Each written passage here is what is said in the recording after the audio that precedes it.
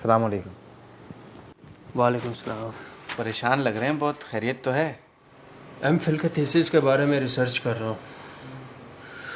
बड़ा मुश्किल टॉपिक है और मैंने वैसे भी कभी इतना काम नहीं किया। किस चीज़ पर कर रहे हैं? असल में इंसानी दिमाग के बारे में है, तो ये बहुत ज़्यादा मुश्किल टॉपिक है, तो मैं सोच रहा हूँ कि इसके बारे में कुछ नया लिखूँ।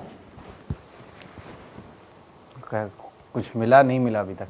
बस लगे हुए कोशिश में, नतीजा इंशाल्लाह निकल जाएगा 2-4 दिन में। थोड़ा ब्रेक ले लें, इतना इतना स्ट्रेस रहेंगे इतनी सारी बुक्स पे ना, थोड़ा ब्रेक लेते रहेंगे तो इंशाल्लाह अज़्ज़ व जल अच्छी हेल्प होगी। फजल भाई,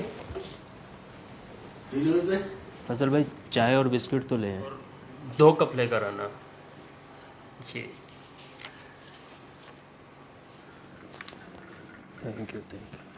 बगदाद भाई जी आए, चाय पिए।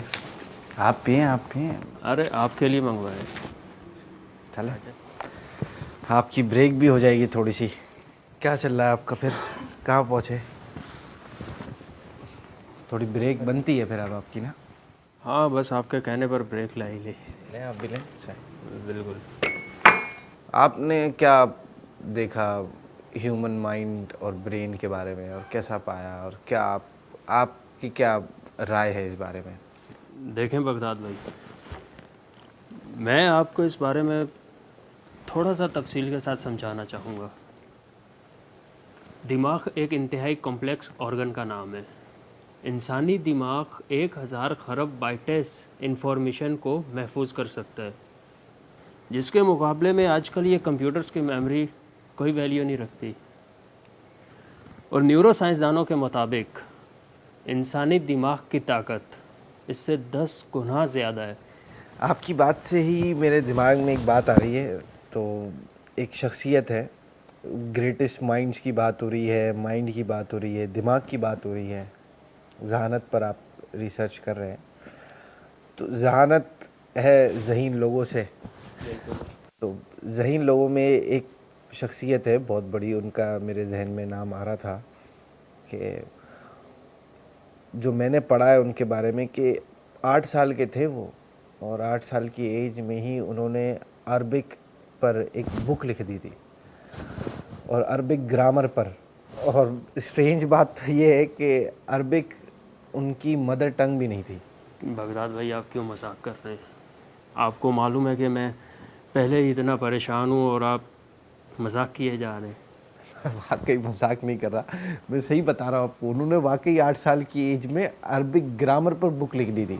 बहुत बड़े शायर भी हैं, और यकीन करें उनको गुजरे हुए 100 साल से ज़्यादा हो गए, और आज भी लोग उन पर रिसर्च कर रहे हैं, पीएचडीज कर रहे हैं। पता नहीं आपकी नज़र से गुजरा नहीं है उनके बारे में। आप नाम बताएं मुझे उनका। मैं आपको नाम भी बताता हूँ, बिस्किट भी खाएं साथ में, कुछ खाते भी रहें आप। थोड़ा आप बहुत ज़्यादा ही टेंशन में हैं। यानी कि जिस उम्र में बच्चों को खेल कूद से फुर्सत नहीं होती, उस उम्र में उन्होंने एक किताब लिख डाली है, वो भी अरबी में। तो मतलब कि कुछ ना कुछ तो होगा फिर। बहुत कुछ है जैसे कुछ ना कुछ नहीं है, बहुत कुछ है। असल में उनकी बहुत सारे टॉपिक्स पर बुक्स लिखी हैं। जैसे हमारे यहाँ आजकल बड़े बड़े साइंटिस्ट के बारे में कहा जाता है ना, कि उन्होंने वो बायोलॉजी के साइंटिस्ट हैं, कोई जूलॉजिस्ट है, कोई फिज़िक्स के साइंटिस्ट हैं। उन्होंने वैरायटी ऑफ टॉपिक्स पर बुक्स लिखी हैं। मतलब अब आप बोलें 40, 50, 60 टॉपिक्स पर उन्होंने बुक्स लिखी हैं, और वो छोटी मोटी नहीं है शख्सियत। फ़िज़िक्स पर और बायोलॉजी पर और इन डिफरेंट टॉपिक्स पर जो बुक्स लिखी हैं, मैं आपको इंशाल्लाह रेकमेंड करता हूँ। आपको व्हाट्सएप भी कर देता हूँ इंशाल्लाह मैं, तो आप देख लीजिएगा। अच्छा, ख़ास बात उनकी ये भी है कि वो दीनदार भी थे, दीनी किताबें भी बड़ी लिखी हैं, बहुत बड़े मुफ्ती भी थे, और साथ में इन सारे टॉपिक्स को भी बहुत अच्छी तरह उन्होंने कवर किया है। और उन पर भी जो भी मतलब उनका ये था, माशाल्लाह, he was a gifted personality. उनको अपना बगदाद भाई सस्पेंस पर सस्पेंस डाली जा रहे हैं, और आपको पता नहीं है कि मैं यानी कि कितना ज़्यादा बेचैन हो रहा हूँ उनका नाम जानने के लिए। जी जी बता रहा हूँ, चाय पिए, चाय पिए, मसला नहीं है, बता रहा हूँ, टेंशन नहीं लें। उनका नाम है इमाम अहमद रज़ा ख़ान रहमतुल्लाहि तआला अलैह। इमाम अहमद रज़ा